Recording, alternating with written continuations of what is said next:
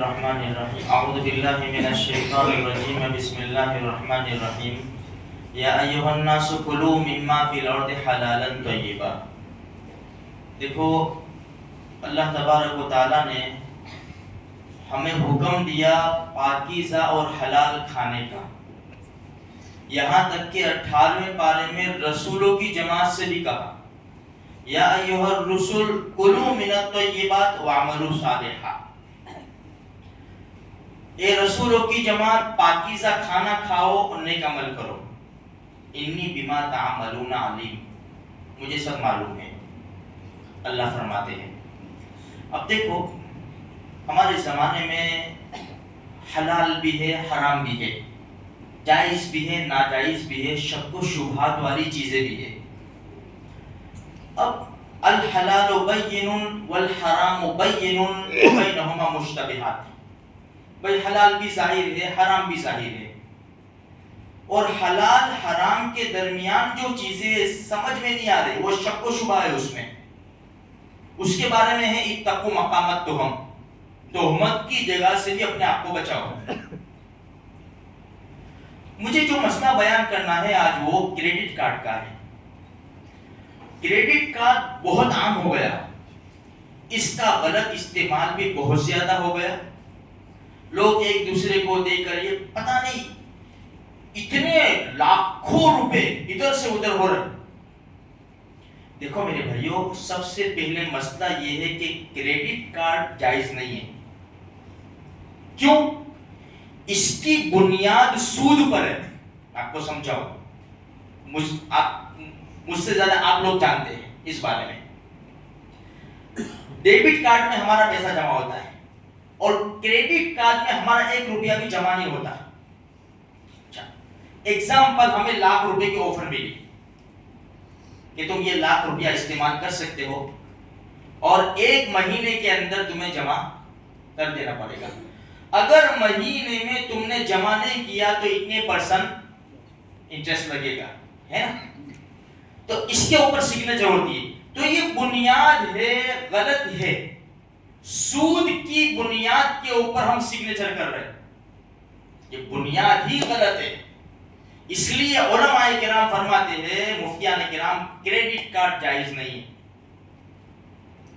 آپ دیکھو تو صحیح میرے بھائی، اچھا یہ کریڈٹ کارڈ جو آتا ہے نا تو نئی خریدنے کی چیزیں بھی خرید لیتے ہیں ہم لوگ، یہ بھی ایک تجربہ ہے، ہم سب کا تجربہ ہے یہ۔ جیسے بھائی وہ ہفتے سے پہلے لاریاں پھرتی تھی نا، کبت بھی لے لو نا، تیجوری بھی لے لو نا، یہ بھی لے لو، گھر کا یہ سامان بھی لے لو، ہفتے مہینے بھرتے رہیں گے۔ بھائی ایک وہ مسئلہ الگ ہے، یہ کریڈٹ کارڈ کا مسئلہ الگ ہے۔ تو میرے بھائیوں، یہ کریڈٹ کارڈ کا بہت زیادہ کھیل ہو رہا ہے، میں تو لاکھوں بولا بلکہ کروڑوں میں ہو رہا ہے، اور اتنے لوگ پریشان ہیں، اتنے پھنسے ہوئے ہیں کہ اگر واقعات سنو نا تو سمجھ کے باہر ہے۔ اس لیے کہ جو چیز پہلے سے بنیادی طور پر حلال نہیں ہوگی، جائز نہیں ہوگی، تو ظاہری بات ہے اس کے جو نقصانات ہیں وہ ہمارے سامنے آئیں گے۔ اسی لیے دیکھو یہ کریڈٹ کارڈ استعمال نہ کرو میرے بھائیوں، یہ جب جائز نہیں ہے، حلال نہیں ہے، اب اسی سے ہم کیا کرتے ہیں، وہ سب خریدی ہوئی چیزیں استعمال کرتے ہیں، کھانا یہ وہ سب، یہ شک و شبہات والی چیزیں، ناجائز حرام چیزیں ہمارے پیٹ میں جاتی ہیں۔ اگر کوئی چیز عام ہو جائے نا تو حلال نہیں ہو جاتی، وہ کوئی چیز عام ہو جائے تو وہ حلال نہیں ہو جاتی۔ آپ کو دوسرا چھوٹا سا ایک مسئلہ بتاؤں، یہ ابھی جو مکان لیتے ہیں نا کرائے پر، اور کیا دیتے ہیں بھئی 5 لاکھ روپے 10 لاکھ روپے پگڑی، اور کرایہ کتنا، اور عالیشان مکان ہے 200 روپے 500 روپے، وہ شریعت کے حساب سے کرنا پڑتا ہے۔ 200-500 میں شریعت یاد آتی ہے، 10 لاکھ میں شریعت یاد نہیں آتی۔ پوچھو تو صحیح، پوچھ کے تو کام کرو، یہ کر سکتے ہیں ہم لوگ؟ اپنے 10 لاکھ دے دیے، 300 روپے 500 روپے کرایہ بھرنے کا، مستی سے جینے کا، اس کے پاس آئیں گے کب؟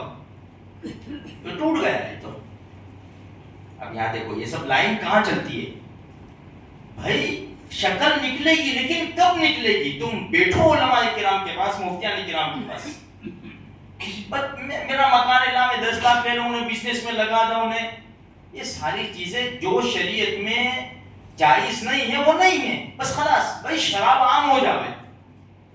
تو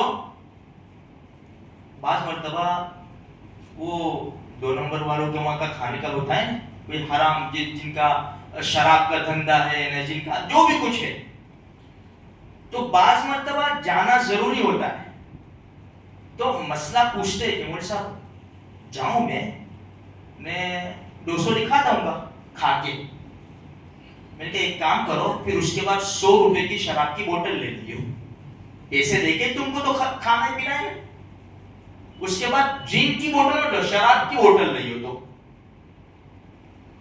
ایک آدمی بھائی اس زمانے میں افریقہ کے ٹی وی بیچنا، اپنے پاس سے لوگ غیر مسلم ہی لے جاتے ہیں نا، دارو بھی بیچو، مسلمان کو مت بیچو، غیر مسلم کو بیچو۔